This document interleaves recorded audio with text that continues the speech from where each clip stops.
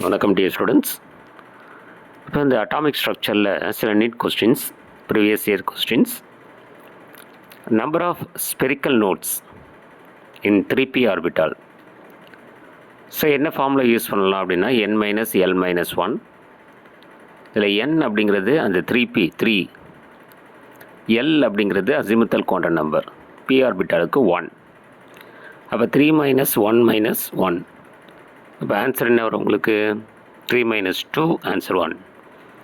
அப்போ number of spherical nodes in 3p orbital is 1. அடுத்தது maximum number of electrons in is subshell. ஆனால் ஷெல்லுன்னு கேட்டால் உங்களுக்கு தெரியும் 2n². சப்ஷெல் அப்படின்னு கேட்டால் இது கூட உங்களுக்கு தெரிஞ்சிருக்கும், இட் இஸ் 4l + 2.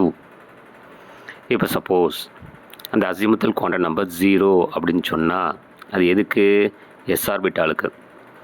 அப்போ 4 × 0 0, 0 + 2, ஆன்சர் 2. அப்போ s ஆர்பிட்டாலுக்கு 2 எலக்ட்ரான்ஸ் தானே இருக்கும். ஸோ 4l + 2 அப்படிங்கிற ஃபார்முலா யூஸ் பண்ணி தான் so number of electrons in subshell அப்படிங்கிறத நம்ம சொல்கிறோம்.